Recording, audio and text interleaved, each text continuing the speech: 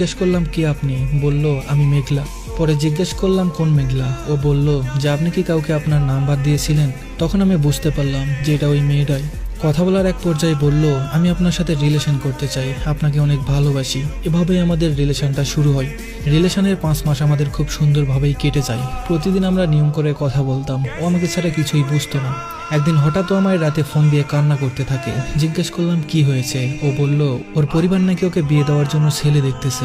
এই কথাটা শুনে আমার বুকটা কেঁপে ওঠে। আমি কি করব কিছুই বুঝতে পারছিলাম না।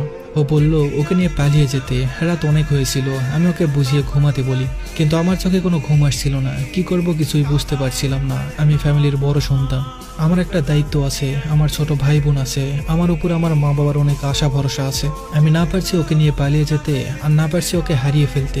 তো পরের দিন সকাল 10টায় ফোন দিয়ে কান্না করতে করতে একটা কথাই বলে, আমি তোমাকে ছাড়া বাঁচবো না, আমাকে নিয়ে যাও, চলো আমরা পালিয়ে যাই। আমি শুধু তাকে আশা দিয়ে রাখছিলাম যে যাব, কিন্তু আমি তো ফ্যামিলির জন্য পারছিলাম না। 3 দিন পর ওর বড় আপু ফোন দিয়ে বলল যে তুমি কি মেঘলাকে সত্যি ভালোবাসো? আমি বললাম হ্যাঁ, সত্যি ভালোবাসি। পরে ওর বড় আপু বলল তো বিয়ে করো না কেন? পালিয়ে নিয়ে গিয়ে বিয়ে করো। আমি বললাম আমি সেটা পারছি না, আমার 2 বছর সময় লাগবে। ওর বোন বলল আমি চাই তোমরা ভালো থেকো, আমার বোনের কান্না আমি দেখতে পারতেছি না। তুমি শুধু এখন কোর্ট ম্যারেজ করে রাখো, কাউকে জানানোর দরকার নেই। যখন তোমার সময় হবে তখন তুমি জানিয়ে দিও। এখানে যত কিছুই হোক, তোমার ভালোবাসার মানুষটা তোমার কাছেই থাকবে সবসময়। আমি অনেক চিন্তা ভাবনা করে পরে রাজি হলাম, কিন্তু এখন টাকা লাগবে। আমার কাছে টাকা নেই, কি করব ভেবে পাচ্ছিলাম না। পরে আমার বন্ধুকে ফোন দিয়ে সবকিছু বললাম।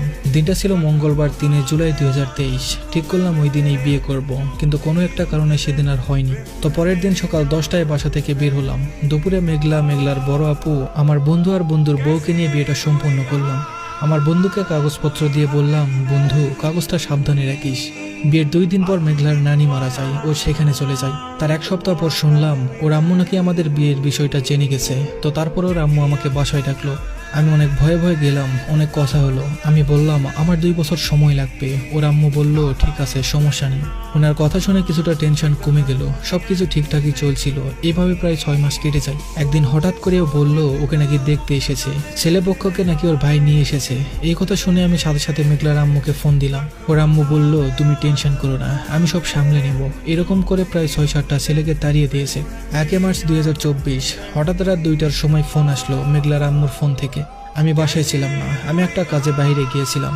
ফোন দিয়ে বলল মেঘলার ভাই আব্বু নাকি ওকে জোর করে ফুফাতো ভাইয়ের সাথে বিয়ে দিয়ে দিয়েছে।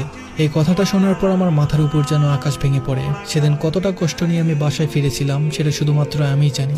সেদিনের পর থেকে ঘুম নাই, খাওয়া নেই, শুধু কান্না করতাম। আমার পরিবার আমাকে নিয়ে অনেক টেনশন করতো। অবশেষে সবকিছু খুলে বললাম সবাইকে। আমার